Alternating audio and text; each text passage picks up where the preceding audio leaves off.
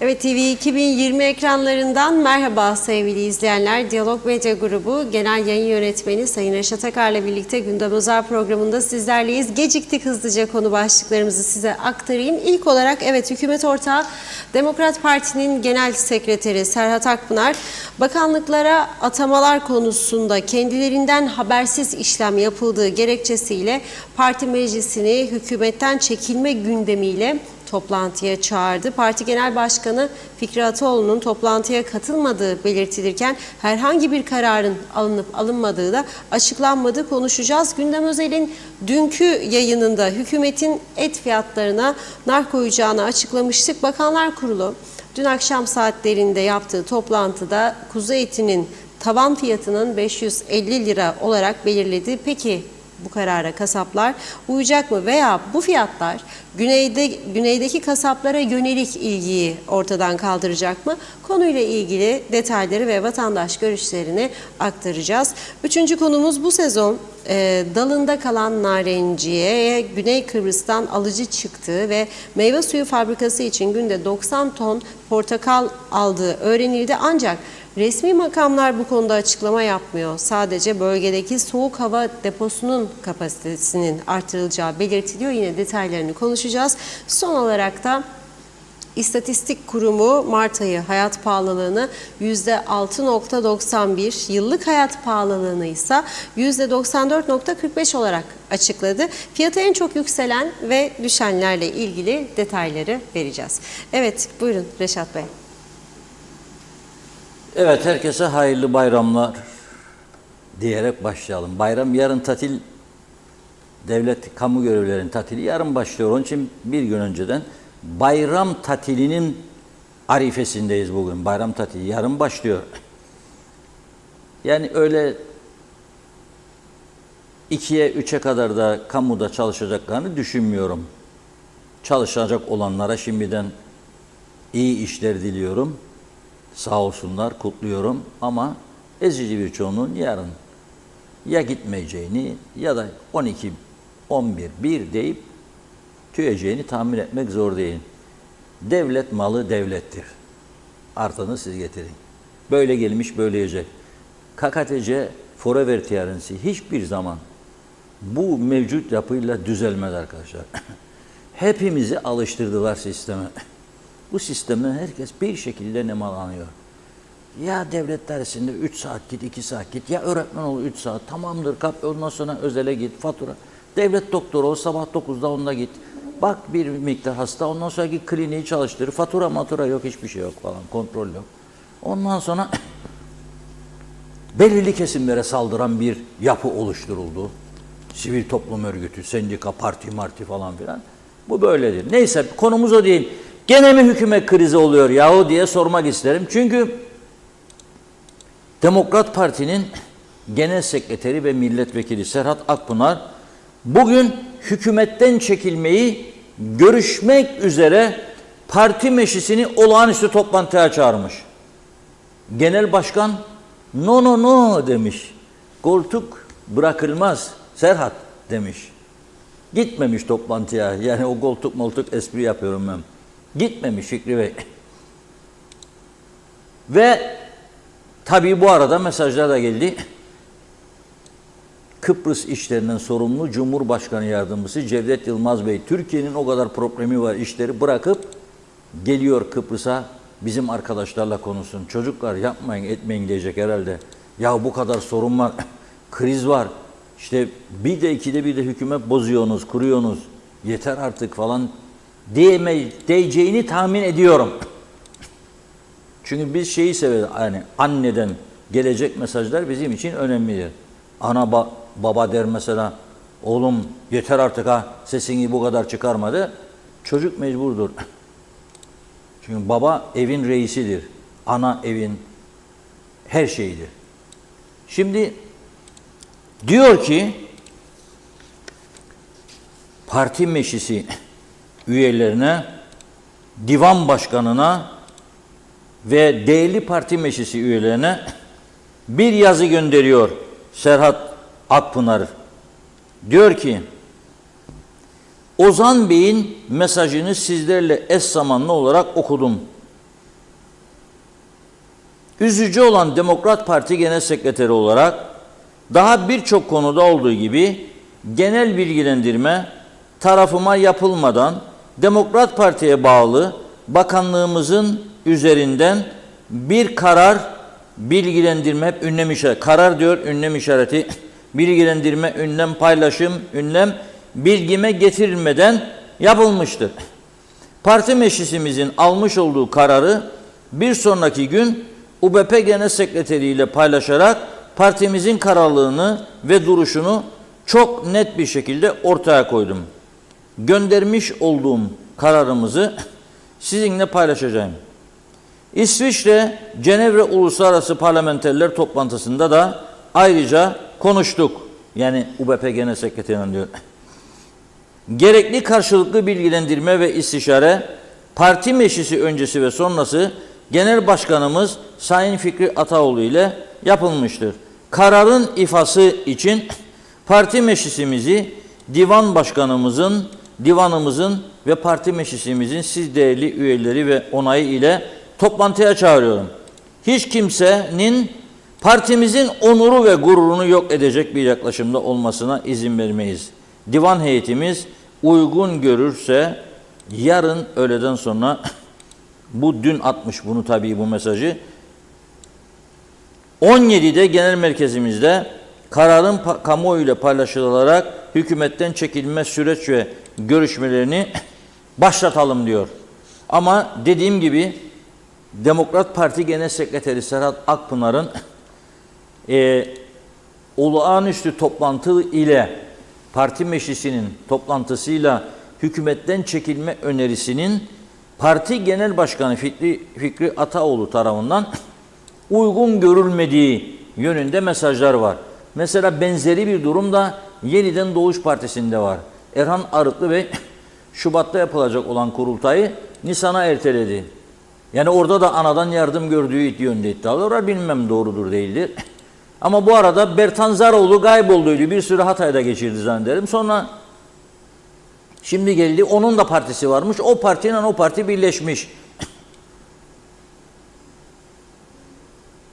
Demokrat Parti'nin de gündemi yani bu kızgınlığı hükümetten çekilme meselesi ne et fiyatlarıdır, ne gaza zamlardır, ne elektriklerin 5 saat kesilmesidir, ne Ercan Havaalanı 56 milyon elektrik borcunu ödememesidir oradaki işletmecinin, ne çökmüş yollardır, ne ölümlü trafik kazalardır. Bu arada önemli bir kaza varmış Geçikkale civarında. Gazi Mausa muhabirimiz Hüseyin Çiçek derhal oraya hareket etmiştir 20 dakika önce. Program akışı içerisinde bize son durumun ne olduğunu bildirecek. Ben de sizlere aktaracağım sıcağı sıcağına. İnşallah can kaybı yoktur diyorum ama ilk alınan bilgilerde çok ağır bir kaza olduğu yönünde. Netice itibariyle bu tayinlerle ilgili, terfilerle ilgili yani görüş onay alınmadan yapılmasıyla ilgili yani gene bir paylaşım kavgasıyla ilgili. Beni bir vatandaş olarak üzen budur. Ben şu anda bir tane bile ne müdür ne müsteşar ne bilmem yönetici atanmasından yana değilim. Ben vatandaş olarak sınır kapılarının çalıştırılmasını isterim. Bakın Beyarmudun'dan geldi bugün video. Arkadaşlarımız böyle bir pencere açıp göstersin o videoyu. Kilometrelerce kuyruk gider. Apo'ya dedim senden Metehan'a git dedim bakalım. Ne olur dedim falan. Apo da Metehan'a gitti. Metehan kısmen daha rahatmış ama demişler ki daha önce geleceydin. 1 saat önce çok daha kalabalıktı. Bazen çok sıkışıklık olur bazen rahatlar. Neyse. Sınır kapılarında rahatlama getiremedik. Rum'a attık topu. Rum dedi ki gelin geçin be kimlik kontrolü yapmadan. Hem bize hem Rumlara. Biz bir tane muhaciret kulübesi fazla olduğu halde bizde Metehan'da, Rum'da 2 bizde 3. Biz seri geçiş yaptıramıyoruz. Ya hiç olmazsa KKTC vatandaşları göstersin tık tık tık tık tık tık tık tık. Kapı açılsın gidelim yok. Hiçbir şey, hiçbir tedbir hani bir dördüncü daha olacak ama neticede eğer kimliği alıp da muhaciret memuru orada ana adı, baba adı, teyze adı, doğduğu mahalle, doğum tarihi falan gene işlemeye devam ederse bu mevcut sistemle 1980, 1958'lerden kalmadı zannederim bu ya da 68'lerden. Ne değişecek? Özetlemek gerekirse Demokrat Parti'nin bu içindeki sancı eğer ülke sorunlarıyla ilgili olsaydı Serhat Bey'in ne oluyoruz ya ama tırlar geçip girer Gazi Mausa'dan, Girne'den bir bilgisayar cihazımız yok. Nasıl devlet olduk ya biz? 32 tane üniversite vardır eğitimde dünya patlaması ama ya bir bilgisayar cihazımız yok bizim. Nasıl oldu bu iş? Bilmem kaç yüz tane galeri açılmış. Sosyal medyada görürüm. Yazarlar arkadaşlar. Diyor eskiden diyor geçtiğim bu bölgede diyor bir galeri vardı. Şimdi diyor 32 tane sayarım sayamıyorum diyor. Tamam da bu kadar çok galeri açar, bu kadar çok lüks araba var. Mesela iddia var aynı Ferrari 8 kişiye 10 kişiye satılmış. Ama senin limanlarında ülke güvenliği açısından son derece önemli olan X-ray cihazı yok. Adamlar tırın içinde insan da getirir, silah da getirir, uyuşturucu da getirir. Hadi bakalım gel de çık bu işin içinden. Nasıl çıkacaksın? Ama böyle bir dert de yok. Atamalar konusu olunca hükümet de bozulur, hükümet de olur. Ben derim ki Serhat Bey demişler ki zaten şu anda programa gireceğimizde ha bir de bu var. Bunu paylaşır. Bana parti meclisi üyelerinden geldi. Mesela bu okuduğum bildiri. Ben kendim uydurmadım ya bunu. Parti meclisi üyeleri gönderdi bana. Yanlış ise yanlıştır desin. Elimde durur. Okudum. Arkadaşa dedim haber müdürümüze Özlem Hanım arayın ya bir konuşun. Açmıyor diyor. Açmıyor. Açmaz tabii çünkü 100 milyonluk Türkiye'nin sorunlarıyla uğraşır bizim arkadaşlar. Yoksa kim ise bu Ozan Bey kimdir ya Ozan Bey? Onu da anlamadım. Ozan Bey kimdir? Açık değil parti meclis üyesine soramadım bu Ozan Bey kimdir? Ama mesele hükümet bozulacak atamaları beğenmediler diye ya da bizden onay almadı. Anladınız mı neden ileri gitme? Şimdi mesela ben başbakan olacağım veya başbakan yardımcısı veya bakan olacağım ama baktım gözümün kestiği bir adam vardır. Kendini yok Kıbrıs'ta yabancı ülkede kanıtlamış, profesyonel deneyimleri olmuş, diploması sahte olmayan, iyi eğitim görmüş ama pratikte de başarılı olmuş. Alamayacakmışım. Götürecekmişim parti MYK'sına, Merkez Yönetim Kurulu, onlarla parti meclisine ve parti meclisinde 2 milletvekili olan partinin 150 kişi var. 150 kişi kimisi burnunu kimisi dişini karıştırırken diyecek kabul ederim veya kabul etmem de ben ülke yönetecekmişim böyle 350 bin nüfusu toplumu. Olmaz be kardeşim. Olmaz.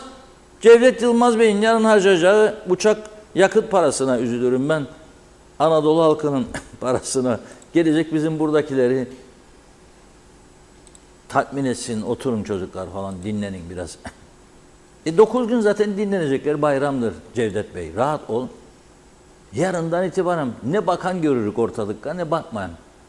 Herkes bir taraftadır. Göreceğiz. Bayramlaşmalar olacak parti arasında. Birkaç köye gidilecek. Piknik düzenleyebilirler partililer için falan.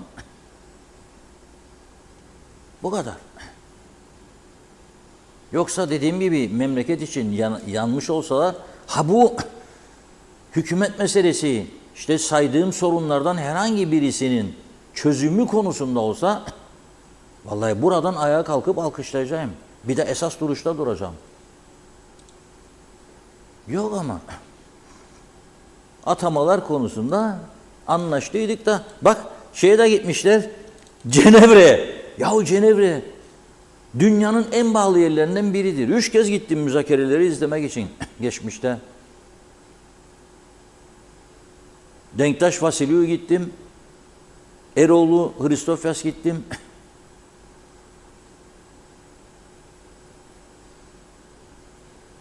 Çok pahalı bir yer. Ve oraya gidiyorlar. vatan ve milleti tanıtmak için. Orada uyum konusunu konuşuyorlarmış. Atamaları yahu işte anlaşalım da birbirimize onay alarak, destek vererek yapalım bu işi çünkü falan filan filan filan filan. Bizim de adamımızı atamak istediğimiz yoksa partiyi devirecekler. Onun için arkadaş oturacaksınız %10 barajı. Eğer bu sistem devam edecekse bu bana göre çökmüş ve hiçbir işe yaramayan bir sistemdir bu. 300 bin bile seçmenin yok senin. 15 tane parti girecek. 50'şer tane aday bulacak her biri. 750 kişi yarıştıracak. 750 tane muallimin olsaydı senin yani milletvekili olabilecek. Başka ülkelerle kıyasladığımda herkes olabilir. Milletvekili şimdi bazıları gücenmesin. Milletvekili olup bizi aşağılama demeyin. Tabii ki olabilir. Herkes olabilir. Herkesin ülkeye bir açıdan katkısı olabilir. Yani mesela adam döner ustasıysa milletvekili adayı olamaz diye bir şey yok ya. En azından dönerin kaç saat önceden hazırlandığı, ne kadar ısıda tutulacağı, nasıl kesileceği falan o konularda yönlendirir. Belki denetim yaparlarsa arada bir ki şu anda hiç yapılmıyor. Yararı olur. Ya kendi kendimize bir çarpık bir düzen kurduk. Bura anlaşılır gibi bir şey değil ve inandık buna. Bu ne düzeni ya? Şimdi 15 tane parti, %5 baraj, çarşaf gibi listeler 2,5-3 metre. İstediğine tik atabilirmişsin. Gider 80-90 yaşında teyze, amca anlamaz. Yanlış atar, oy yanar. Başkanlık sistemi olamaz. Faşizmdir, diktatörlüktür. Güney Kıbrıs'ta faşizmdir çünkü diktatörlük. Birleşmek isterseniz Güney'le. O zaman başka. O zaman başka. O zaman nasıl iki eşit egemen istersin? İki eşit egemen olduğunda gene senden de biri de olabilecek demektir. Zaten dönüşümlü başkanlığı konuştular çok. Nasıl? Orada olur da burada olmaz. Hadi vazgeçtik faşizmden, diktatörlükten. Bu şekildeki diktatörlük değil mi? Bu nedir? Sırasında bir milletvekili, iki milletvekili seni bak nasıl oynadı. 28 sayının çoğunluk 26. 2 milletvekili geri dursa bitti bu iş. Hadi. Finish. Nere? Tekrar seçim. Tek parti iktidarı mı olacak? Tekrar koalisyon. Gene pazarlıklar. O bakanlık sende, bu bakanlık bende. O müdürlük sende, bu müsteşarlık bende. O bankayı sen aldın, bu bankayı ben aldım. Bas bas bağırır kooperatifin belirli bölümlerinin yönetim kurulu üyeleri. Sütçülük batmıştır der. Bir kişi de duymadım bugüne kadar. Hayır batmadı dimdik ayakta diyecek. Bir kişi duymadım bugüne kadar ben. Bir kişi. Siz duydunuz mu? Ben duymadım. Ve bu sistem böyle devam edecek de beni de oy alacaklar vatandaş olarak. Diploma meselesini hiç konuşmayayım. Yeni bir takım dalgalar çıkıyor. Başka üniversitelerden de söz ediliyor. Türkiye'deki bazı üst düzey terfi edebilsinler diye onlara da vermişler. Dün Avrupa Gazetesi'nde gördüm. Ne bir yalanlama okudum, herhangi bir bakanlıktan veya bir üniversiteden, ne bir doğrulama okudum. Ama başka şeyler duyuyorum. Mesela doktora yapacakmış, tez sunacakmış, tez noktasına virgülüne kadar başkasının tezi olarak sunanlar varmış. O kadar cesaretli yani Google'a yazdığında ortaya çıkmayacakmış gibi çıkıyor. Bakın Ali Baturay çok sevdiğim bir arkadaşımdır. Kıbrıs Medya'dayken ben yardımcımdı. Bir yazar, büyük bir yazar illa yazacak bizde. Ben karşı çıkarım. Gene ısrar. Ben karşı çıkarım gene ısrar. Sonra buyursun. Haftada bir gün, 2 gün. Baktım 1-2 yazı. Google'dan tarama yaparım. Çağırdım Ali'ye gel dedim. Senin arkadaşa bak dedim. Ve bari giriş meselesini mesela Afrodit diye başlamada başka bir şeyden başla. Adanın bilmem ne bölümündeki bölgede bulunan Afrodit yap kendini. Bir zahmet, bir ufacık zahmet yok. Nasıl olsa ne verirsem kabul edilecek ve alacağım ben bunu. Sonra da I am a professor.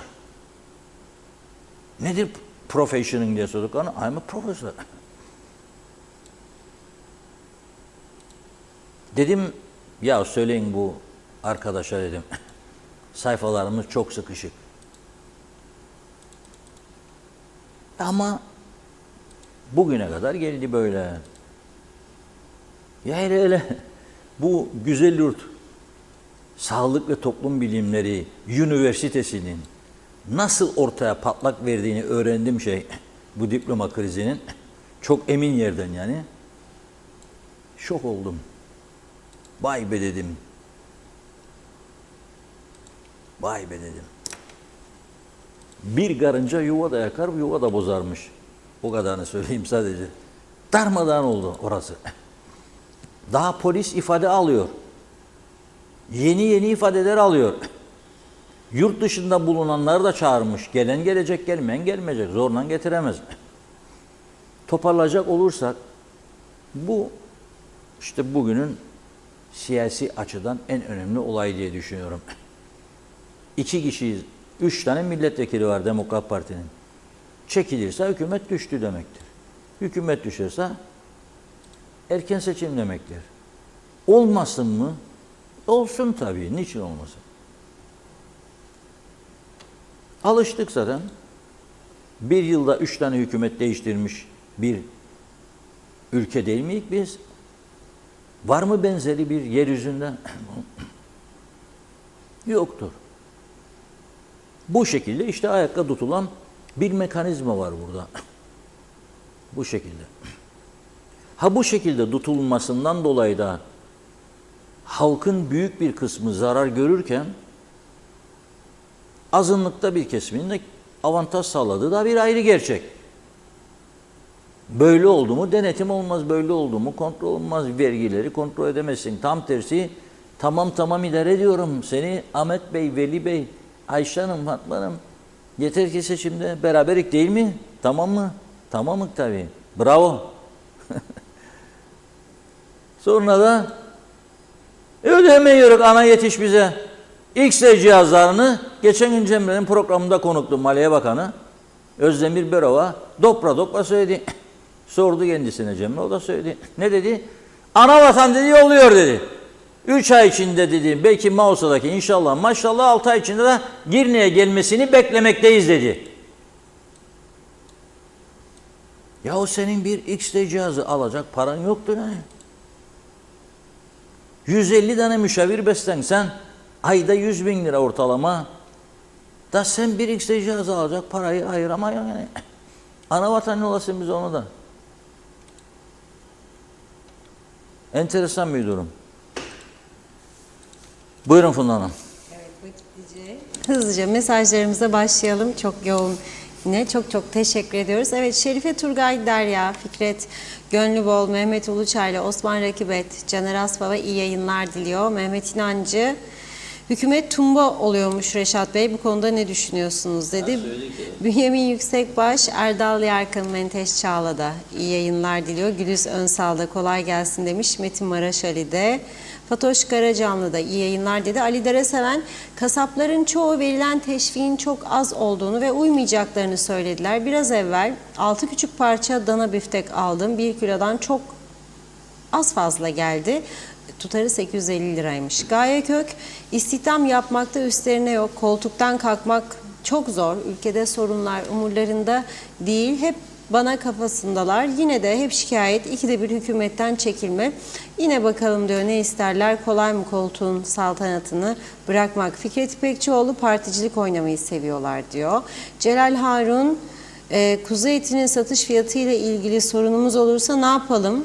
Derdimizi anlatacak birilerini bulabilecek miyiz? Çünkü yetkili kimse telefonunu açmak tenezzülünde bulunacak mı? Atacağınızı söz verdiniz ama atamadığınız için o birkaç yüz kişiden birkaçını nöbetçi bıraksanız da yurttaşların dertlerini dinleseler olmaz mı? Yarın Kara Cuma, yarın Beyaz Cumartesi, yarın Kırmızı Pazar, Allah kerim pazartesine kim ölür kim kalır demiş. Mehmet İnancı Hüseyin Güral Kofalı'nın mesajını yazdı. İyi yayınlar, tüm dostlara sevgi ve selamlar diledi. Vedat Allah kerim, çekilemezler, kesin bir şey koparmaya doğru atılmış bir adım. Aygun Nuri, DP hükümetten ayrılacakmış, yaptıkları hiçbir şey yok, hepsi de tüm partili hükümetten çekilsin. Zaten halk önemli değil onlar için, önemli olan ne olsun? Yüklü maaşlar halkı tükettiler diyor. Diğer mesajda da Aygun Nuri şöyle demiş, kasaplar fiyatları beğenmedi herhalde, etleri ortadan kaldırdılar. Irmak Astürk, Allah yar ve yardımcınız olsun, kolay gelsin diyor. Esma Nazmiye de, Ömer Meraklı, hayat pahalılığını belirleyenler zannederim UBP yiyip bitirme operasyonunu gerçekleştiriyorlar. Mesela demiş 30 yıl önce satılan video cihazları hem o plak bir şeycikler çok pahalı olmuş. Acı gerçekler. Ali Dereseven, insanlarımız sorunlarla inim inim inlerken ve onlardan acil olarak hizmet beklerken onlar kendi aralarında zamanı kavgayla geçiriyorlar. Mehmet Uluçaylı, Demokrat Parti'de olağanüstü toplantı bir şeydir demiş. Sayın Fikri Ataoğlu kendi dairesine bağlı yerlere sorup da mı atama yapacak? Yoksa senin adamın benim adamım kavgası mı var? Ekonomi için olağan toplantının da kargaşalık yapmayın demiş. Oturun oturduğunuz yerde zaten halk için çalışın diyor. İlknur Taş, hepsi kendi menfaatleri için çalışıyorlar. Nazime Nalbant, soğuk kapalı Londra'dan herkese selamlar, sevgiler. Duyduk ki bundan sonra et 500'ü geçmeyecek. Denetimler daha sık olacakmış. Eğer buna uymayanlara yüksek cezalar verilecekmiş. Çok iyi oldu. Bir de diğer yüksek zamlarla satılan ne varsa İnşallah düşünürler diyor. Halkımız bayram dolayısıyla alsınlar erzaklarını, asgari ücretle ödenenler biraz olsun daha iyi geçinsinler. Yazık değil mi demiş, bu kadar sıkıntılar var. Biraz da ferahlasınlar. Celal Arın, korkaklar asla adalet dağıtamazlar. Çünkü adalet korkunun olduğu yerde değil, korkunun bittiği yerde başlar.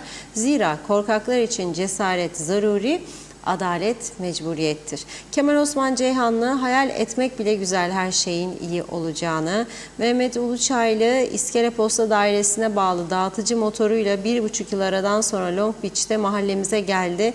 Geldi gelmesine motoru bozuldu. Dağıtım yapamadan kamyonet gelip kendi motoruyla geri gitti diyor. Bu motorlar en az 20 yaşında demiş. Siz atamalarla uğraşın, iyidir.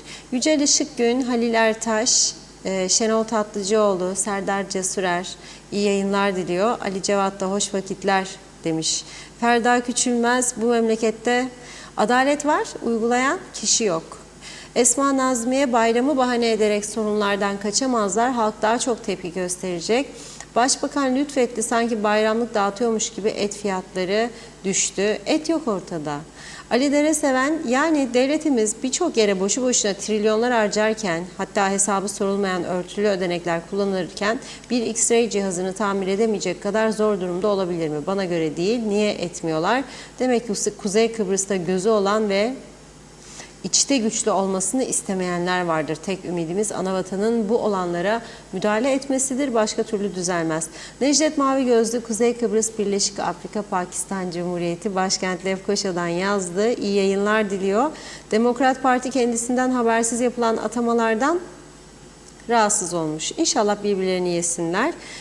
Bu şimdiki hükümet dağılsın. Gelmiş geçmiş en kötü iş bilmez bir hükümet. 2 milletvekiliyle partiler hükümet ortağı oluyor. Seçim barajı yükseltilmeli. 2-3 milletvekili çıkaran partiler sandıktan çıkamamalı. Yoksa ilelebet 3 yamalı hükümet olarak bizi idare etmeye devam edecekler. Mehmet Uluçaylı, vatandaş hala akıllanmadıysa gitsin sandığa. Kim gelirse gelsin aynı tas aynı hamam. Niye vaktimizi sandığa harcayalım? Görüyoruz, vekil olan meclise gitmiyor. Seçim yerine koltuklara yapay zeka yüklesinler.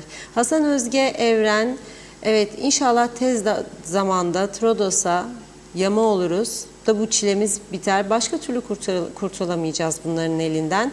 Başkanlık için gelsin tek bir kişi yeter. Gerek yoktur meclise falan demiş. Yıllarca sırtımızdan yediler bitirdiler memleketi. Zeliha Adaman'ın yayınlar diledi. İsmet Ezel de Tumba demiş. Birkaç mesaj daha okuyalım. Aytaç Bey, denetim istiyoruz diyor. Mehmet İnancı, memleket 9 gün tatili kaldırır mı? Allah aşkına demiş. Asam Yaban, asgari ücretten haber var mı diye sordu. İsmet Ezel, sosyal sigortalar bayramlık ilaç ödemesi yapacak mı dedi. Bayram Toprak, biz tüp alamıyoruz, bunlar büftekten bahseder. Her eve et girecekmiş. Evet, bakıyorum Halil Ertaş, Kıbrıs'ımızın yönetim şekli cumhuriyet değil, bürokratik diktatörlüktür. Bu siyasilerle halkımızın sessizliği sürdüğü müddetçe ülkede rahat bir hava alamayacağız dedi. Yücel Işıkgün, memlekette gemisini kurtaran kaptan demiş. Ramazan Deniz, size selam diyor. Sabır Reşat Bey, selamlar olsun. Bülent Karakaşlı iyi yayınlar diledi. Mustafa Özcan da, Numan Boğaç'ta, Tema Yavaş'ta yağmurlu Londra'dan selamlar herkese demiş. Bakıyorum şimdilik tamamladık gibi. Çok teşekkür ediyoruz. Yine devam edeceğiz. Buyurun. Evet, az önce Demokrat Parti ile ilgili Genel Sekreter Serhat Akpınar'ın mesajını okurken adı geçen biri vardı. Ozan Bey'in mesajını sizlerle eş zamanlı okudum demişti.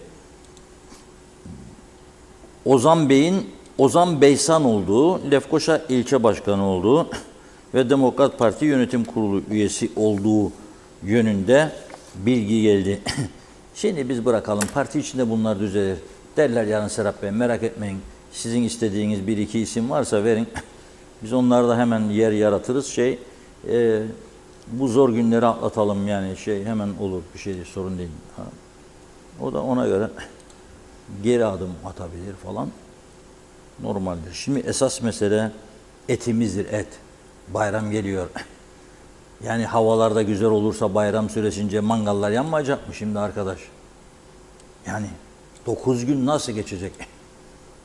Bir gün şiş, bir gün şeftali, bir gün ciğer uykuluk, bir gün pastırma sucuk. İşte 4-5 günü gitti böyle. Bir gün bulli ızgara, tavuk ızgara. Oldu 5. Ne olacak? Bölelim. Peki alabilir mi vatandaş? 500. Dün biliyorsunuz programımızda et fiyatlarına nar konulacağını ilk defa burada dinlediniz, açıkladık.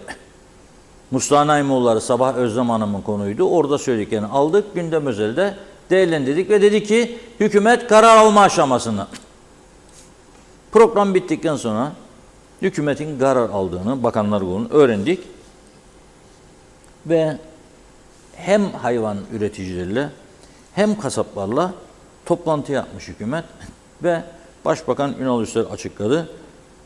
Dedi ki kuzu dedi eti en yüksek 550 Türk lirası olacak dedi. Bunun içinde 800 Türk lirası kuzu başına teşvik verecek dedi. Ve halk ucuz et yesin dedi. Şimdi benim bildiğim diğer tarafta 10 lira 350 lira et. 11 olsa 385'tir. Gene çok fark var. Fakat buna rağmen yapılacak mı, uyulacak mı, uyulmayacak mı bu alınan karara diye arkadaşımız Ömer Kadiroğlu'na dedi ki havada karada yürür ama bir de kasaplara git, vatandaşlara git sor ve bu konuyu daha derinliğine işleyelim. Çünkü etsiz hayat olmaz. Ahmet Ersöz'ün o milli marşı var ya, Kıbrıs Türk'ü etsiz yaşayamaz diyor, bumbarsız olamaz. Bumbarın içinde kıyma var biliyorsunuz. Şeftalisiz hiç yapamaz falan.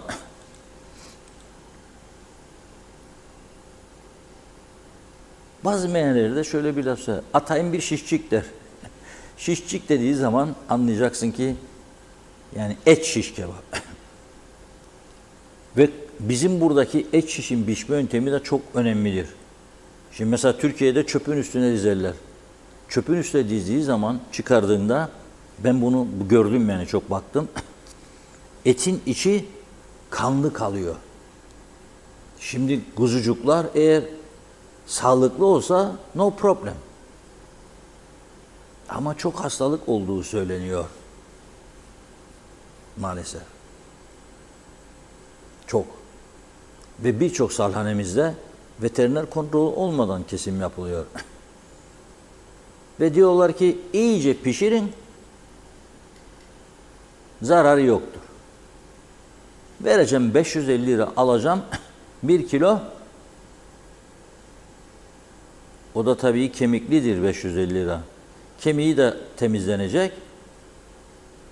4 kişilik aileye belki birer şiş çıkacak. Onu da yakacağım dayayım.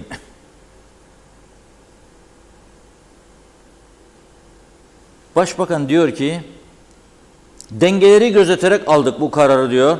Farklı yöntemlerle ette fiyat indirimi uygulanabileceğini ancak bu yöntemi tercih etmenin önemlilerinden birinin hayvancının desteklemesi olduğunu söyledi.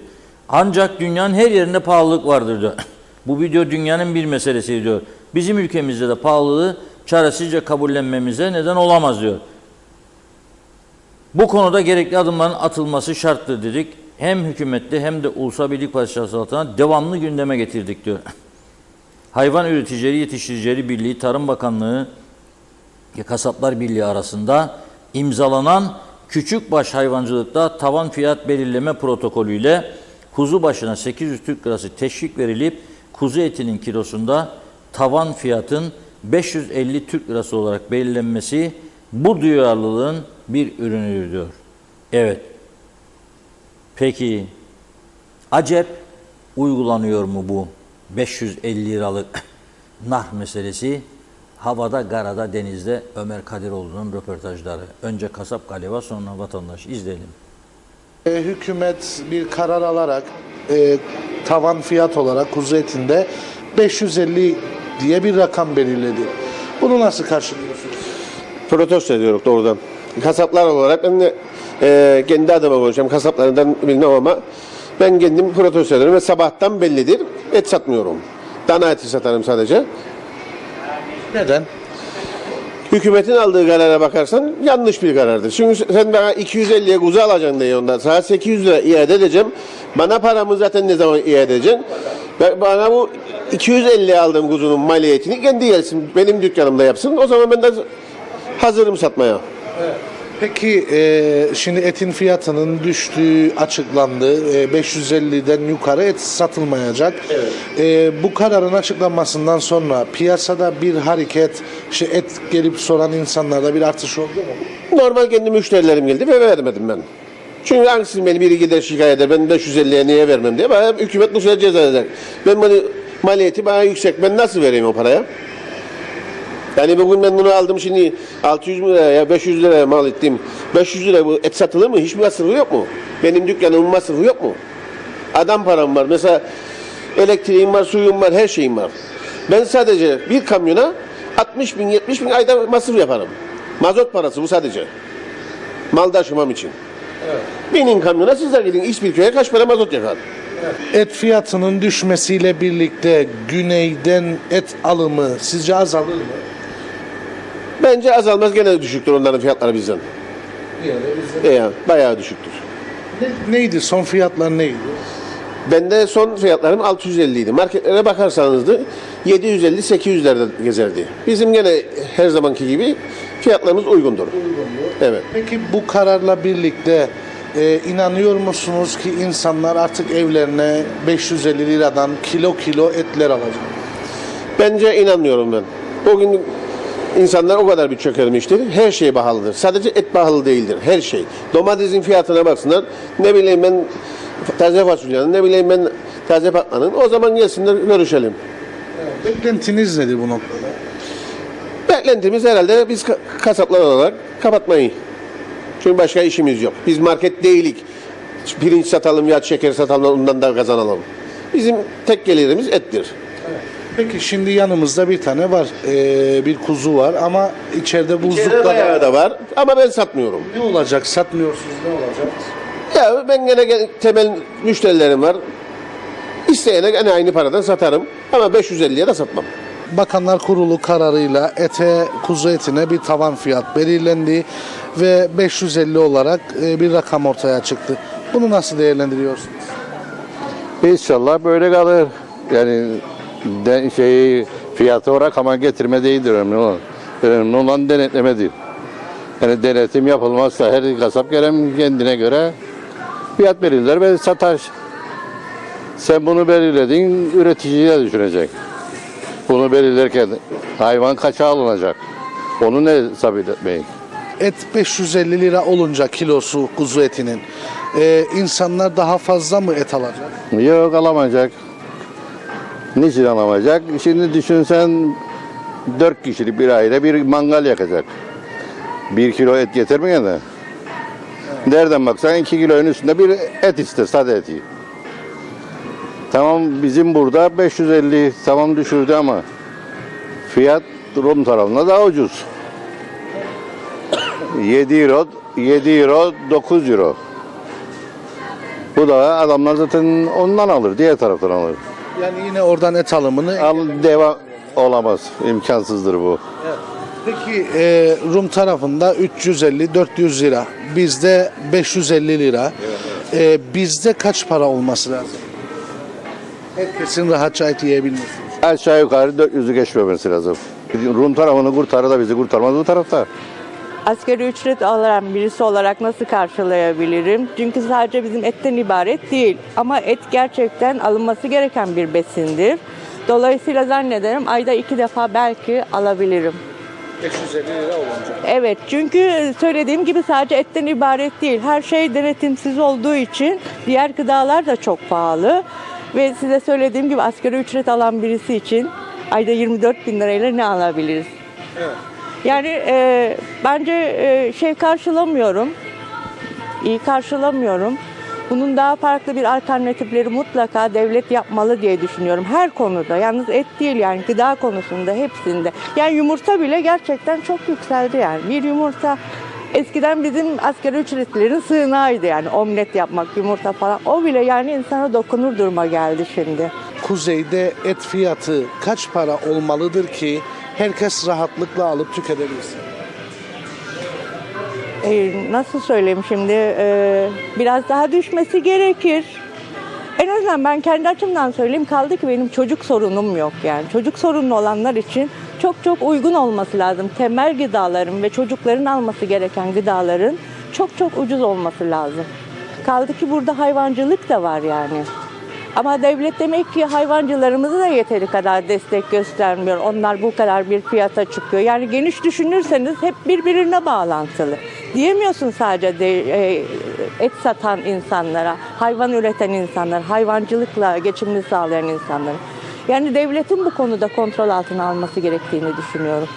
Şahsen ben geçimimde zorlanıyorum, onu söyleyeyim yani. Söylediğim gibi okula giden çocuğum yok. İyi oldu.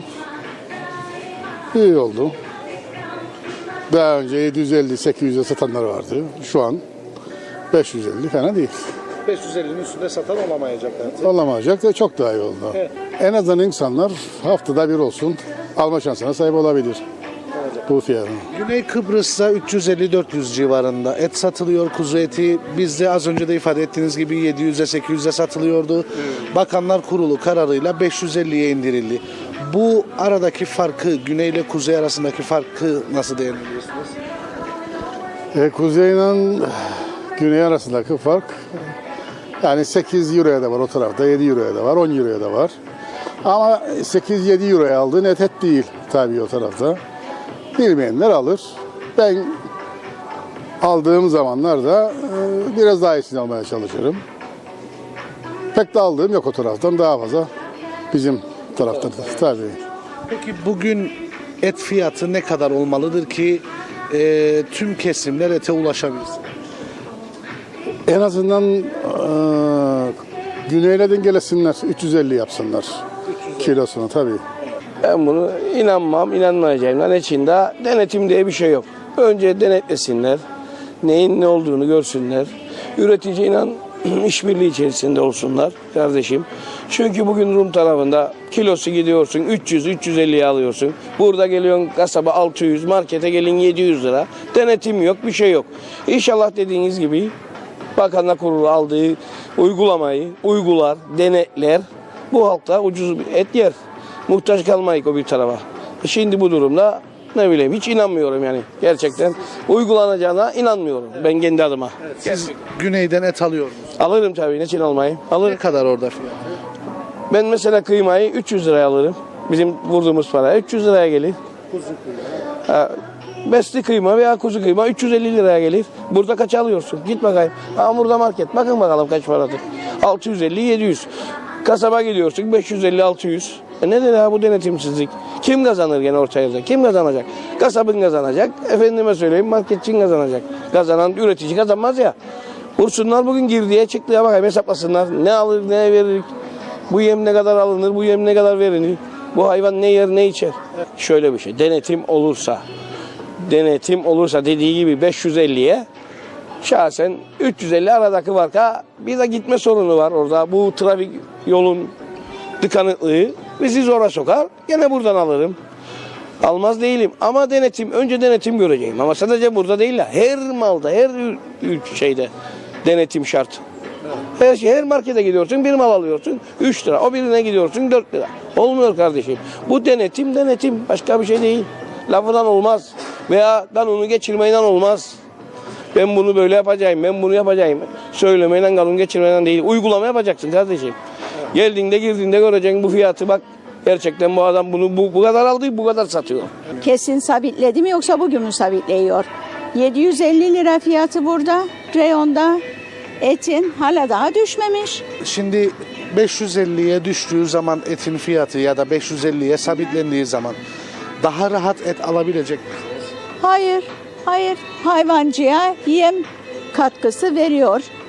Tarlasını sürmek için tohumluk arpa veriyor. Mazot veriyor. Hepsini bunları vereceğine dar gelirli halka. Örneğin tek asgari ücretle geçinen ailelere yardımda bulunsa daha faydalı olmaz mı? Veya çocuklara süt, yumurta, gıda yardımında bulunsa çok daha yerinde olur bence. Evet. Hani bunun bir yere varacağı yok. Gider tabii. Herkes nerede ucuz bulursa oraya gider ama o da mantıksız. Açın sınırları, kasaplar getirsin oradan kontrollü bir şekilde ve daha ucuza satsın burada. Ve bütün halk yesin. Güneye geçebilen var, geçemeyen var. Yani bunun bir çaresini bulmaları lazım. Evet. Az önce ifade ettiğiniz dar gelirlilerden bahsettiniz. Evet. Bugün Kuzey Kıbrıs Türk Cumhuriyeti'nde kuzu etinin fiyatı ne olmalıdır ki o bahsettiğiniz dar gelirli vatandaş? En azından Rum'un aynı dengede olması gerekiyor. Tabii. Ya onda bile zorlanırdı halk. Eskiden kaç sene önce gidip de 100 gram, 200 gram kıyma alan insanlar var. Yani herhalde baştakiler halkı da kendileri gibi kazançlı zannediyorlar. Aynı kazancı alıyor zannediyorlar ama çok kötü durum.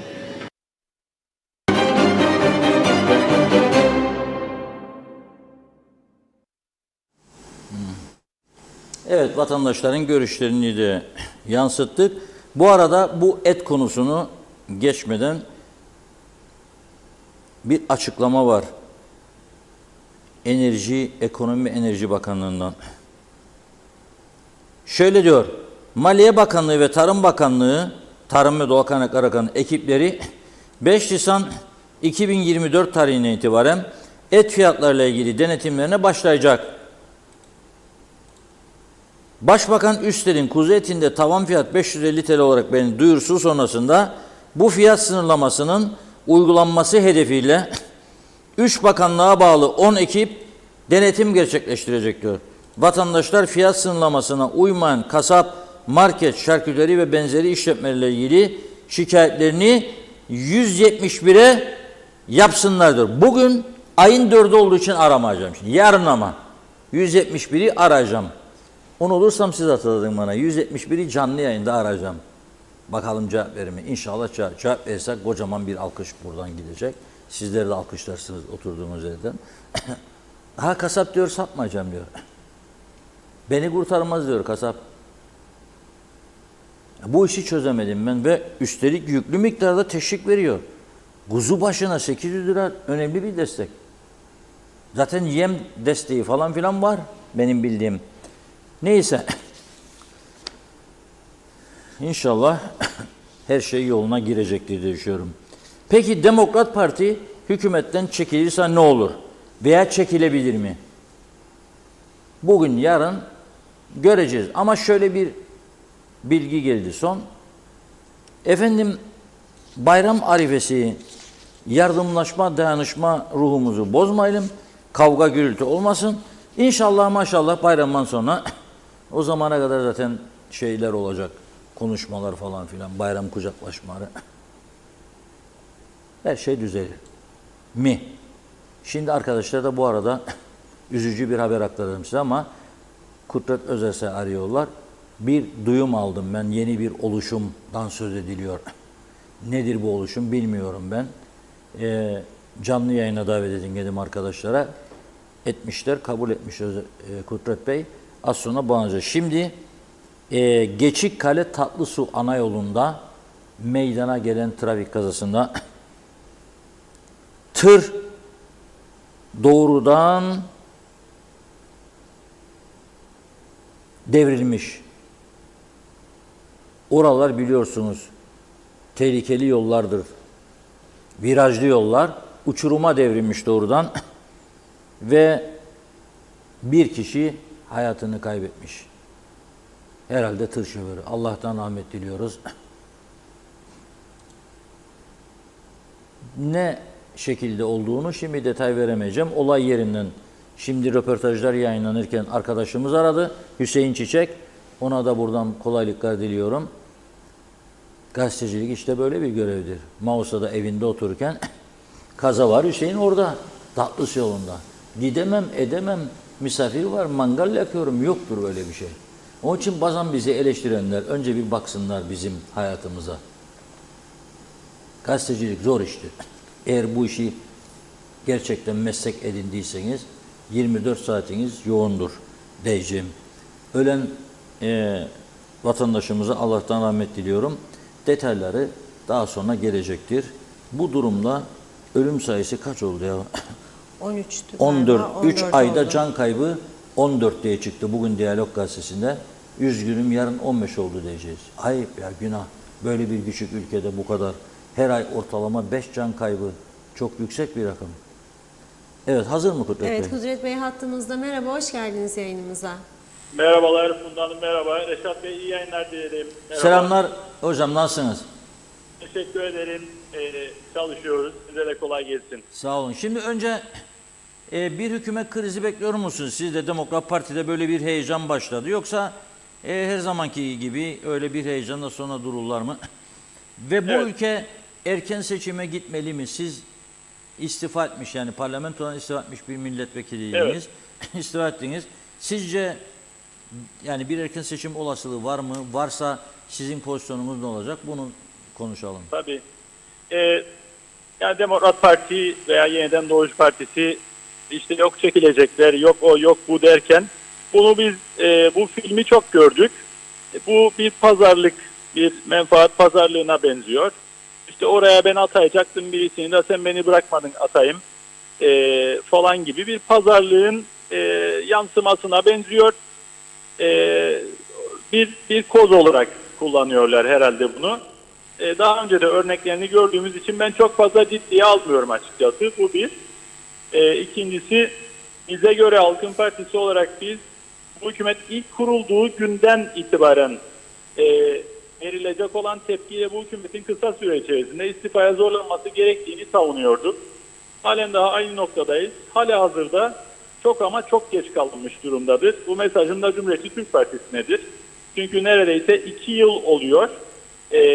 Gayrimeşru dediğimiz meşruiyeti tartışmalı böyle bir hükümetin görevde kalmasını önleyebilmek ve istifaya zorlamak gerekirdi bu hükümeti. Biz zaten bu adımı onun için attık biliyorsunuz. Meclisten çekilme kararını Halkın Partisi onun için aldı. Fakat maalesef şu anda sadece işte utan ve git deniliyor. O zaman da uyarmıştık. Ne utanacak ne de gidecek. Ama bir an önce bırakın ve gidin deniliyor. Ne bırakacak ne de gidecek. Çünkü bu kadar kolaydan elde edilmiş olan bir başbakanlık makamı ve hükümet kolay kolay bırakılmayacaktır. Gittiği yere kadar gitmesi için ellerinden geleni yapacaklardır. Onun için eğer ana muhalefet partisi bu hükümetin bırakıp gitmesini, utanıp gitmesini veya bir biçimde gitmesini bekliyorsa biraz yani çok şey bekler. Böyle bir şey olmayacak. Dolayısıyla gerçek anlamda bir muhalefet, baskı, tavır son 2 yıldır maalesef ortaya konulmadığı için onlar da gününü gün ediyorlar adeta. Gayrimeşru hükümet gününü gün ediyor.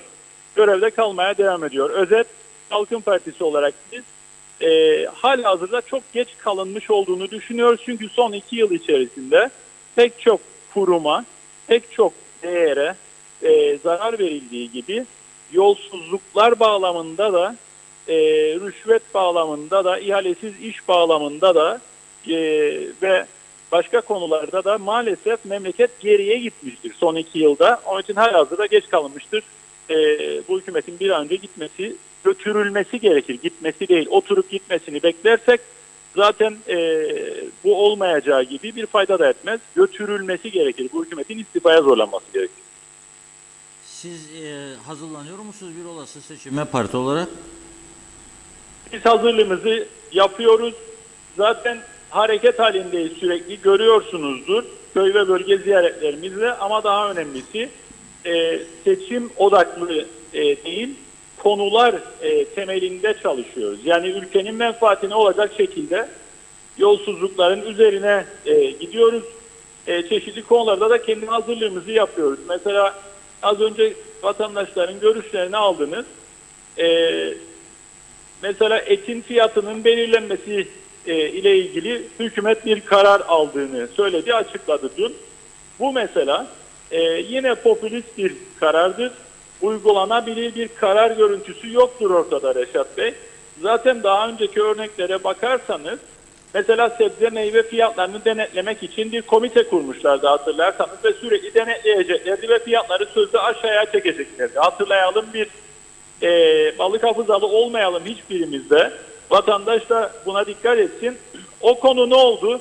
Birkaç kez sözde fiyatları denetlediklerini söylediler. Ama ortaya çıktı ki aslında böyle bir şey yapmaya da yetkileri yoktu. O fos çıktı. Hiçbir şey denetlenmemiş oldu ve sebze meyve fiyatlarında hiçbir değişiklik olmadı. İkincisi, ekmek fiyatıyla ilgili hatırlayacaksınız. Yok narh koyduydu, yok fiyatı belirlediydi, yok fırıncılara öyle dediydi, bunu dediydi. Günün sonunda söylediğinin tersi oldu ve ekmek fiyatında da bir artış gerçekleşti. Yani o konu da fos çıktı. Dolayısıyla az önce röportajları ben de dinledim, sizin yaptığınız röportajları. Kasap olan arkadaşın ve vatandaşın da söylediklerine dikkat ederseniz, fiiliyatta uygulanabilecek bir görüntü yoktur ortada. Çünkü yanı başınızda vatandaşın ulaşabileceği bir başka piyasa vardır, bir başka market vardır. O da Kıbrıs Rum tarafıdır. Dolayısıyla daha gerçekçi bir çözüm üretmek gerekir. Piyasanın koşullarına bu şekilde müdahale edemeyeceğini bildiği halde sadece toplumun bazı kesimlerine böyle bir katkı yapacağını söyleyip ondan sonra da büyük ihtimalle fiiliyatta uygulayamayacak bunu. Ve günün sonunda yazın bunu bir kenara, bayramdan hemen sonra veya bayramdan bir hafta sonra piyasada fiyatın bu olmadığını ve bu olamayacağını göreceğiz. Bu konuda unutulacak. Popülist bir açıklama yaptılar. Gündemi değiştirmek için yaptıkları çok belliydi Reşat Bey. Fiiliyatta neyi yapıp neyi yapamayacaklarını hep birlikte göreceğiz. Vatandaş da zaten güven duymadığını söylüyor. Gerçekçi bulmadığını söylüyor. Sizin bir yeni hareketten söylüyor. Bu yani Halkın Partisi'ne ek bir hareket mi bu, yoksa nedir bu? Var mı böyle bir şey gerçekten? Yeni bir ekip çalışması yapıyoruz. Halkın Partisi, parti meclisi bir karar aldı Reşat Bey. Yolsuzluklara karşı mücadele birimi kurma kararı aldık. Bu birimin içerisinde avukat olan, hukukçu olan, vergi uzmanı olan, geçmişte üst düzey bürokrat olarak çalışan, mesela müsteşar müdür olarak çalışıp şu anda emekli olan ve çeşitli konularda Merkezi İhale Komisyonu'nda falan da görev almış olan isimlerden oluşacak bir ekip oluşturuyoruz. Şu anda Halkın Partisi olarak ne için? Recep Bey, son yıllarda bu ülkede rüşvet bir yolsuzluk, usulsüzlük 2, ihale yolsuzluğu 3, sahte evrak ve benzeri konularla haksız yere makam ve mevki elde etme 4 ve başka şekillerde devleti zarara uğratma 5. Bu konularla bağlantılı olarak çalışma yapacak.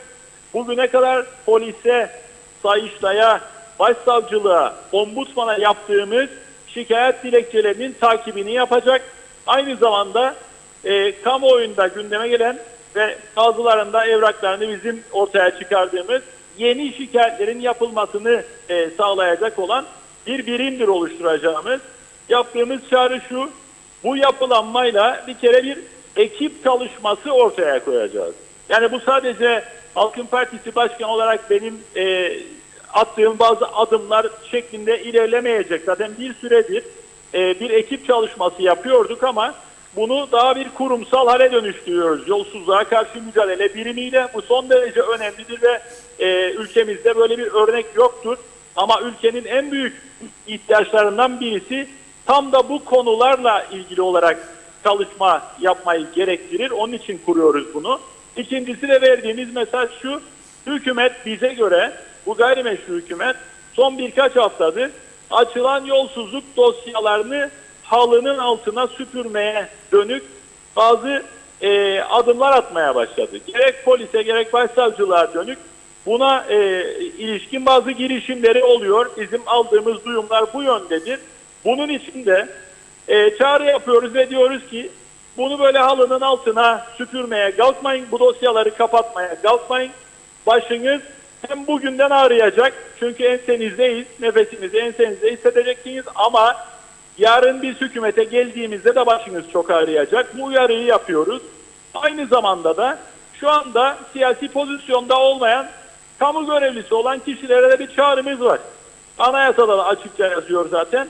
Yolsuzluk dosyalarını kapatmaya çalışırsa bu hükümet bu dönemde buna ortak olmayın. Bunun altına imza atmayın. Bunu kolaylaştırmayın. Buna göz yummayın çağrısı yapıyoruz. Çünkü eğer bunu yaparsanız bugün kamuda görev yapan işte memur ve diğer kamu görevlilerinin biz göreve geldiğimizde hesap vermesi gerekecek. Onların da başı ağrıyacak. Bu uyarıyı şimdiden yapıyoruz Reşat Bey. Evet. Kolaylıklar diliyoruz sizlere. Çok sağ olun. Daha ileride detaylarını konuşuruz bunun yine. Seve seve. Çok teşekkür ederim. İyi çalışmalar Sağ olun. dilerim. Biz teşekkür Sağ olun. ederiz. Evet. Sağ olun. Evet, şimdi Geçikkale Tatlısu arasında uçuruma yuvarlanan tır şoförü 58 yaşında Ercan İnik olduğu bilgimize geldi. Polis resmen bunu açıkladı, doğruladı. Ercan İnik 58 yaşında, beton yüklü mikser olduğu, tır değil, beton yüklü mikser uçurumdan aşağı yuvarlandı ve sürücü hayatını kaybetti. Allah'tan rahmet diliyoruz. Şimdi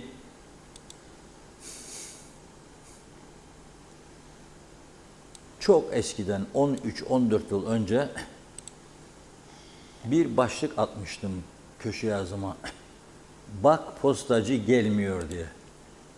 Çünkü o dönemde şimdi Mali krizde olduğu söylenir ya, Doğu Akdeniz Üniversitesi'nin o kadar bir bolluk vardı ki Türkiye pombalıyor. Salon, kültür salonu bir daha, bilmem kütüphane bir daha, bilmem ne salonu bir daha. Akı diyor parayı yapıyorlar. Konuşmacılar falan Türkiye'den yazarlar, çizerler, siyasetçiler geliyor gidiyor başka ülkelerden. Bir de bayram seyran oldu mu ya konferanslara davet, bilgisayarla e-mail yöntemiyle yapmak yerine kaliteli kartlar hazırlanır, zarfa konur gönderilirdi. Bakıyorum mesela konferans daveti, konferans bittikten 20 gün sonra, bir ay sonra bana üniversitenin davete geliyor. Yazdım birkaç daha dönemin rektörlerine diyeyim çünkü bir değil birkaç rektör döneminde oldu. Dedim ki yazık günah ya, üzülüyorum, geliyor çöpe atıyorum dedim çünkü böyle falan filan. Yazının başında bak postacı gelmiyor. Çok hassasiyet göstermişler o zaman. Nasıl falan filan. Yahu dedim 1,5 ayda geliyor. Yürüyerek Maus'tan yola çıksa adam ikinci gün burada ya da sabah çıksa akşam buradadır. Nasıl olur bir mektup? Şimdi son zamanlarda gene bu konuyu tekrarlıyoruz. Belki canlanma olur diye. Posta dairesi de diyor ki, tabii onların da yönetici değişiyor devamlı. Yani her sene bir veya iki kişi değişiyor, gidiyor, geliyor, gidiyor, geliyor. Dediler ki bizim araç gericimiz tamam değil. Şimdi bir motosiklet gelecek. Rejideki arkadaşımız getirecek onu inşallah. Kamyonetin arkasında bir motosiklet var. Şimdi İskele Long Beach canlandı. Kuzey Kıbrıs'ın parlayan yıldızı derler. Adamlar gider oraya. Şimdi İngiltere'de bir tane deniz kenarı ya başka bir ülkede villa alacak. Allah Allah. 15-20 milyon istediğini alamaz. Gider Long Beach'te bize çok para gelir tabii. 2 sene evvel 250 bin, şimdi 1 milyon, 1,5 milyon orada. Adam bekliyormuş 2 aydır. Mektup bekliyor gelsin. Burayı şey zannediyor gerçekten yani güzel görünen bir Avrupa ülkesi falan filan. Öyle bir olmadı tabii. Anlıyorlar zaman geçtikten sonra. Postacı gitmiş motosikletine mektup dağıtsın diye. Motosiklet kalmış yolda. Abi demiş 20 yaşında bu motosiklet. 20 yıllık ömrü var mı bir motosikletin demiş. Doğru yok. Telefon etmişler. Kamyonet yolladılar. Motoru koydular arkasına da geri gitmiş. Geçmiş olsun dileklerimi iletiyorum. Şimdi bugün daima öyledir. Önce anada açıklanır. Ana vatanda. Hayat pahalılığı bir gün sonra da bizde açıklanır yavruda. Anaya da bakarlar böyle. Ana neleri öne çıkardı, neleri geri çıkardı. Şimdi size öyle şeyler okuyacağım ki yorumunu size bırakacağım. İsterseniz ben söyledikten sonra fazla sandalye ve koltukta oturmak iyi değildir derler. Kan devri lazım. Böyle bir ayağa kalkınız. Selam olsun vatanıma dersiniz falan. Hem kan devri olur ayakta. Sonra tekrar oturursunuz, devam edersiniz. Bizi izlemeye. Şimdi hani dediler bir sene unutmuş artışları işlesinmişmiş istatistik kurumu. Yahu nasıl oldu? Vallahi unuttuk demişler. Bir yıl işleyelim gelen artışları. Şimdi onu tartışır herkes. Tabii 2 gün. 2 gün sonra gündem değişir başka şeyler. İşte bak parti istifa, hükümet düşecekti. Vay böyleydi, vay öyleydi, vay şöyleydi, vay diplomaydı, reçeteydi falan. Değişecek. Bunlar iyi yararlı tartışmalardır. Yani ileriye dönük beyni çalıştırma egzersizleridir. Yani çalıştıkça beyin daha başarılı bir noktaya getiriliyor ülkemiz. O açıdan iyidir bence. Diyor ki İstatistik Kurumu bugün Mart ayı hayat bağlılığı %6.91 olmuş. Ananın üstünde, ana vatanda yarı gibi. Bir yıllık ise diyor son bir yıl %94.45. Yandı maaş ödeyenler. Şimdi 4 ayda bire de çektiler ya. Yandı. Devlet yanma çünkü kurtarıcısı var. Ama özelde özellikle küçük işletmecikler, yoğurt yapan adam yandı. Şimdi gelecek demektir. 4 ayda bir oldu. 30'un üstünde bir artış daha 32, 33 idare edin vaziyeti. En fazla artış diyor bir önceki aya göre %200.33 ile DVD player diyor. Soruyorum, kaç tanenizin DVD player'i vardır? Kaç taneniz DVD player satın aldınız? Son bir ayda sorarım mesela. Ya bu hayat pahalılığı endeks hesaplarken DVD player konur yani. %123.61 ile futbol maçına giriş ücreti diyor. Kaç kişi gider futbol maçına? Kaç kişi? 20, 30, 32, 41 o kadar. 50. Bu da en yüksek artış. Hayat pahalılığı endeksi hesaplaması. Ve %123.11 ile gavun diyor. Gavunun zamanı benim bildiğim yazdır. Karpuz, gavun, yaz meyvesi. Ha şimdi ilaçlar, yeni yöntemler, tarımsal falan filan diyerekten daha erken yetiştirebilirler. Ben mesela Ağustos'tan önce, Temmuz-Ağustos'tan önce ne karpuz yerim ağzıma koyarım ne gavun. Hıyar domates var. Enginar daha ilk defa inanmazsınız değil mi? Enginar daha ilk defa bugün dedim ben. Neden? Korkum var yani. Çok yaşayacağım da ölmeyeceğim onu düşünüyorum. Yok öyle bir şey değil. Prensip meselesi. Öyle alıştım, öyle hazırladım kendimi. Zamanı geldiğinde ederim. Ne olacak enginar yemedim de şimdi Ocak ayında, Şubat ayında enginar yiyeceğim. Bu kadar kafalar enginar. Bir tanesi 1,5 kilo getirilmiş bazen. Aklım kesmez mi bunu? Ya bir kereviz bu kadar kök, boyda yerden bu kadar. Kereviz. Neyse hayat bağını böyle hesaplıyorlar demek ki. Bir şey diyemeyeceğim yani. En çok düşüş gösteren ilk 3 mal ise %56,19. Hani bir şarkı vardır. Kabak pişti tuz ister derler. Kabakmış. %44,74 taze bakla çünkü sonudur. Kokmaya başlar derler ya. Onu da daha yemedim bu sene. Çok sevdiğim bir şeydi. Bugünlerde alacağım ama artık. %32,43 ile de çilek diyor. Artık düşsün ya çilek. Zamanı geldi geçiyor bile. Biraz çiçek yiyelim. Allah razı olsun Nazif Hanım getiriyor bana. Babası yetiştirmiş hormonsuz kokusuna dayanılmaz Allah. Bugün getirmedi de son birkaç gün getiriyor. Biz de o şekilde geçiniyoruz gidelim. Ne yapalım?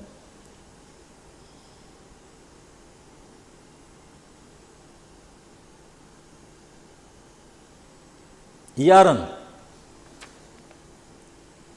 Yeni Boğaziçi gerilim hattında yapılacak bakım ve onarım çalışması, şiddetli geçimsizlik, boşanma, bakım, onarım çalışması, elektrik kesintisi.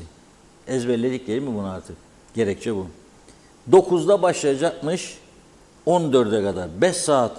Allah razı olsun. İskele, Ötüken, Aygün, Kuzucuk, Yeni Boğaziçi, Halil Hamza Petrol, Deri Fabrikası, Eski Tuğla Köyü bölgesi, Tuzla Köyü bölgesi, Tuzla girişi, Mor Menekşe Ağlar, Yeni Boğaziçi Sanayi, Yeni Boğaziçi Köyü'nün bir bölüm, Mutluyaka, Korkuteli, Dört Yol, Muradağa, Sandallar, Atlılar, Alan içi, Ağlar, Yıldırım girişi, Mor Menekşe Su Kuyuları, Eski Lefkoşa'nda Tuzla Kavşağı, Mutluyaka Kavşağı, Şezar Apartmanları, Long Beach bölgesi. Ha gittiniz Long Beach'e ha siz. Milyon sterling verip daha güzel Kıbrıs güneş falan görürsünüz. 5 saat kalın elektriksiz. Yarın oradaki Ruslar bakayım sizi. Hem Almanlar da anlarsınız.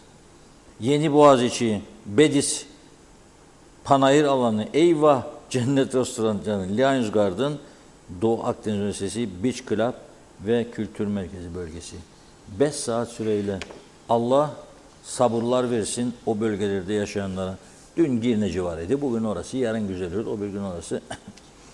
Bunlar gelip geçici şeylerdir. Önemli olan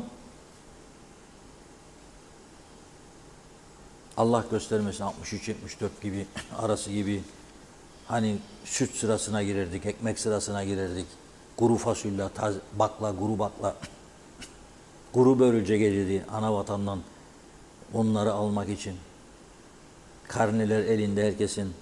Çocuğu hatırlarım babam zavallı saatlerle beklerdi. Yarım kilo bulgur alacak. Gelsin eve de pişirsin. O günleri geride bıraktık çok şükür. Buyurun Funda Hanım. Evet. Biliyorum çok üzgün ve bir tepkisel faaliyet içerisindedir. Düşünüyor diyor ki şimdi devlet memurları diyor 9 gün ben de diyor giremedim diyor bakanlığa şimdi girseydim. 9 gün diyor Allah Allah. 9 günde ne yapma Miami'ye de gidersin ne bileyim Yunan adaları. Bugün sabahleyin izledim Türkiye televizyonlarında korktuğumuz başımıza geliyor ha bilmem. Paralimli'de şimdi önce Kıbrıs'ı bahsedeyim. Limasol'da açıldı ya bir tane görkemli kazino otel 650 milyon euroluk yatırım. Çinliler habire taşıyor Arapları, İsraillileri büyük olay. 7-8 şube vardı. Şimdi Paralimni'ye Türklere de yakın olsun diye niçin aklınız kese değil mi? İskele'ye yerleşen yabancılar, özellikle Almanlar falan, Yahudiler, İsrail vatandaşları geçebilir, izin veriyor onlara diye oraya da kazino açıyorlarmış. Şimdi yani bu tarafı Yunanistan'da baktı gördü ki Türkiye'de kasino yok. Vizesiz dedi, gelin Türkler dedi. Şimdi bayramda hücum varmış. Ben bugün Türkiye televizyonlarında izledim sabahleyin. 20.000 Türk turist gidiyormuş bayram süresince Yunan adalarına. 20.000. Büyük olay. Fiyatlarda dumping yapmışlar. Onun için oraya. Biz biraz daha bağlı edelim buraya. Hellimi de, sütü de, her şeyi, ekmeği, eti, tavuğu ve yarışalım sonra Yunanlılarla. İnşallah. Buyurun Funda Hanım. Evet, mesajlara başlayalım. Çok var. Ali Keleş kolay gelsin demiş. Salih Mullalı alıştılar tabii diyor. %300 kar etmeye, kısa yoldan zengin olmaya. Hiç ucuza et satar mı kasap demiş. Evet, Musa Halil yazmış ama ismi polis basın subaylığı da paylaştı. Biz sonrasında paylaştık. Kıymet Nazım Topal.